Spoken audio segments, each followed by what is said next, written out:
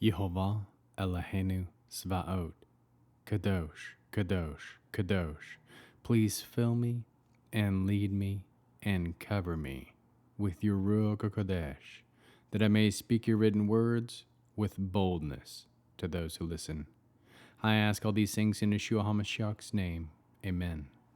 We'll start with the Shema. Listen and obey. Children of Yehovah, pay careful attention and respond.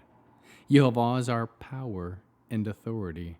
Yehovah works in unity with himself, and you shall act upon your love to Yehovah with your power and authority, with your thoughts in mind, with your entire body, and with all the muchness that you have. Yod, Hey, Vav, Hey. Hand, behold, nail, behold. 1 Samuel chapter 23.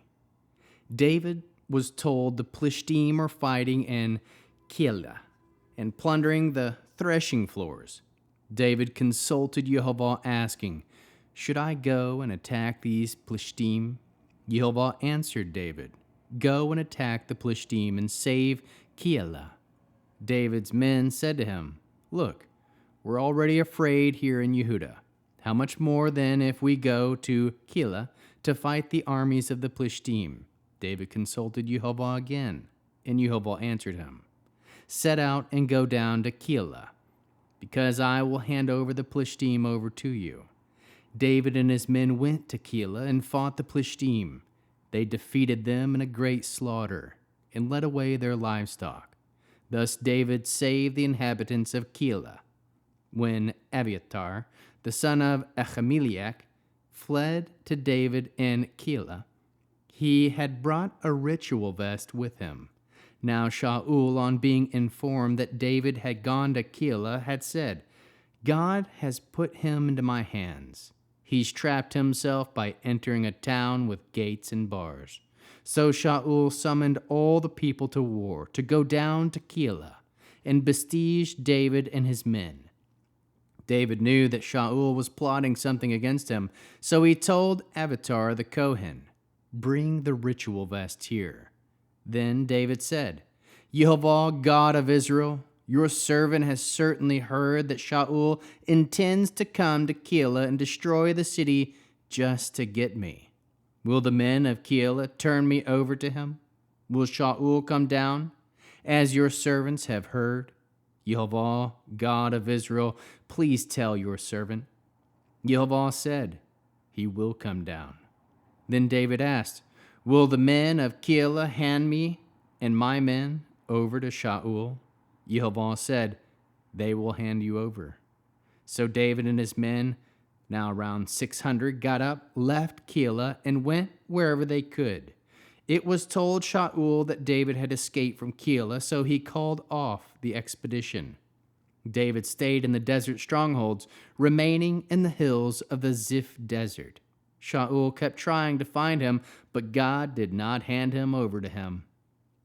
David saw that Shaul had mounted another expedition to seek his life. David was then at Horish in the Ziph desert.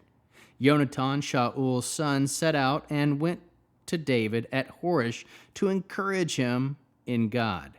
He said to him, "Don't be afraid, because my father's forces will not find you. You will be king over Israel, and I will be second to you. Shaul, my father, knows this too."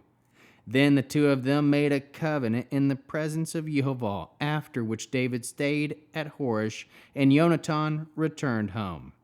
The people of Ziph came to Shaul in Givah and said, "David is hiding himself with us in the strongholds at Horish, on Yakelah Hill, the south of Yeshmion. So now, king, since you've wanted so much to come down, come down. Our part will be to turn him over to you." Shaul said, "May Yehovah bless you for showing me compassion. Please go and make still more certain exactly where he is and who has seen him there, because I've been told that he's very tricky.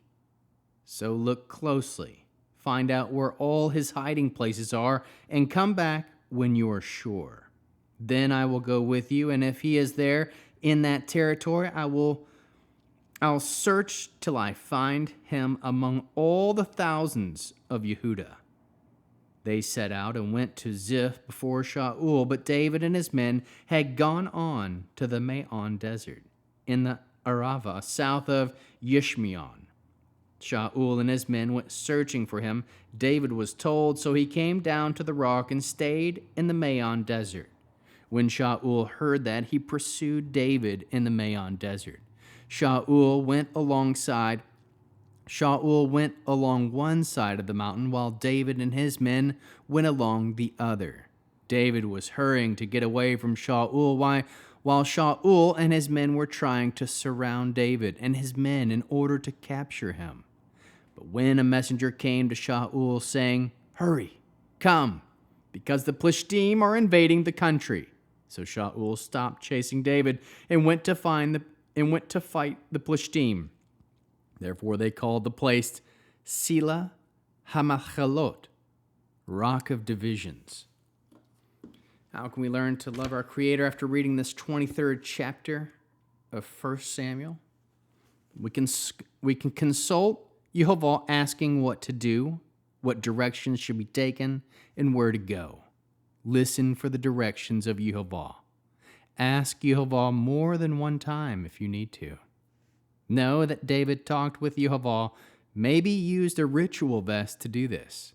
Call out to Yehova the way David did. Yehova, the Elohim of Israel, your servant has heard. Then make your specific request known to Yehova. Aim to listen and act on the words of Yehova. Encourage others in Yehova. If you're serious, then make a covenant in the presence of Yehova. Trust that Yehova is with his obedient servants and will protect them. Trust that Yehova will get you out of bad situations. How can we love others as Yeshua loves us? We encourage others to consult, listen, and act on the words of Yehova.